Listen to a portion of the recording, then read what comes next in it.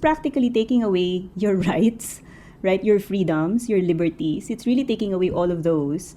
And the government stepping in that, okay, this is what we consider to be correct. This is what we consider to be right. This is what we consider to be a good mother. If you don't do this, you're not a good mother. Therefore, you are not qualified. You are not deserving to be a mother.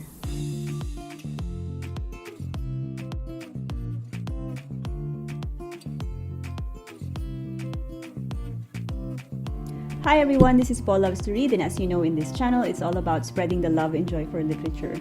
And today I'm going to share with you this very unique book. It's called The School for Good Mothers by Jessamine Chan. This is one, published in 2022, just this year. Very, very new. One of the consistent bestsellers as well. As it is called, it is about the School for Good Mothers. And I don't know if you agree with me, but the title and the cover for me is ominous. That's my feeling of the book. Like, why would you have a school for good mothers? Why would you need that? And who defines a good mother? So, and it is about that, exactly about that. The story is a mix of, it's fiction, obviously.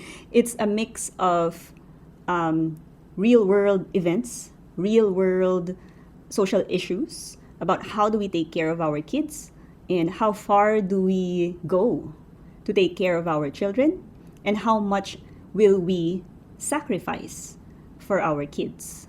So that's the real-world part of it. And then there's also the sci-fi slash fantasy, I think sci-fi part of it, wherein there are, maybe I'm not going to say it because it's going to be a spoiler, but there's a kind of a sci-fi dystopian side of it as well. So yeah, so it's about the protagonist who, you know, and this part that I'm going to say hindi siya spoiler. So it's about the protagonist who, you know, she's just trying hard to be a good mother. She is recently divorced and she has her child with her, right? There are a bunch of mothers who were at some point irresponsible, and there are different degrees of being irresponsible mother, and all of them are there in the school with just one goal. I'll graduate this, I'll do everything the state tells me that I need to do so that I could reunite with my child. One of the things that came to mind when I was reading this is The Handmaid's Tale by Margaret Atwood. And you would probably know Handmaid's Tale more for the very successful TV series. So it has that same feel. It's very ominous. For me, it feels ominous, dystopian, and, you know, and all that. But Jessamine Chan, and I think, if I'm not mistaken, this is her debut novel. Jessamine Chan, the author, managed to write this very dark world in a very light, almost hopeful, irrationally hopeful tone, because she's a mother, right? The protagonist, she's a mom, and she's going to do everything, absolutely everything, to be able to reunite with her child. It's a good book. I have to say, it is a good book. It's a challenging book. This is a book that would challenge you as a reader about your own opinion about the matter. Do you agree? Do you not agree?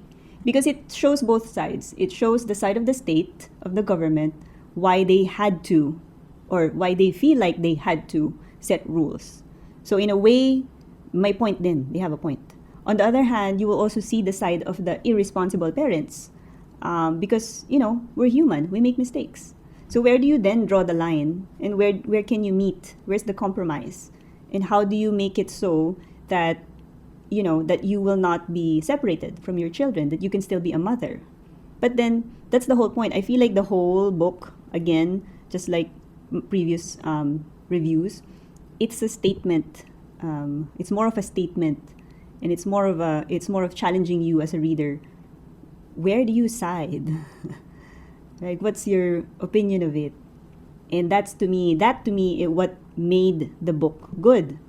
There are moments where it feels dragging. I'm not going to sugarcoat it, but the only reason it feels dragging is because it's heavy, it's painful, parang it's relentless, right?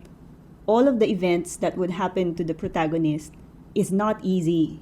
And you as a reader, you would come to a point that you will say, yeah, I get it, enough. Took me a while to finish this, a few days, and I had to pause in between because it's really heavy, it's painful almost, and the ending is there. I don't know if I can say if it's okay. But that's the point of the book. It's not going to stop there because and then the protagonist again, sometimes you will like her, sometimes you will not like her, but her single-mindedness is clear. Like she will do everything and anything to reunite with her child. So whether or not I believe their rules or whether or not I believe their policies or whatever, it doesn't matter. It doesn't matter. It's pointless. Why? Because my goal is just to reunite my child. So it doesn't matter if I don't believe it. It doesn't matter if I don't agree with it. It doesn't matter because I am going to reunite with my child. So that's how extreme it is. That's why I also thought of A Handmaid's Tale, because it's practically taking away your rights, right? Your freedoms, your liberties. It's really taking away all of those. And the government stepping in that, okay, this is what we consider to be correct. This is what we consider to be right. This is what we consider to be a good mother. If you don't do this, you're not a good mother. Therefore, you are not qualified. You are not deserving to be a mother. And I hope we never get to this point. So I hope we never do. I really hope we never do. So it's a combination of drama, real world, social issues when it comes to parenting and when it comes to what kind of support the single parents and divorced parents can expect from the government. That's a real social issue. Versus there's the dystopian, almost sci-fi side of it, genre. So combined. So I thought it was very subtle in the way the author combined those two realities, those two genres. I thought it was balanced really well. And again, it could be a very heavy, very painful book. I could imagine, if you're a mom, this would be a very difficult read, maybe. But it's a good book. It's really written well. If anything, it will make you think. It will make you question your own opinion about the subject, and let you confront that about yourself. So that in itself is a good exercise, right? Like not very many fiction books do that. Parang usually when you're done with the story, that's it. But this one, it lingers a bit. So yeah. So there you have it. If you're interested in that one, go give it a try. Thank you.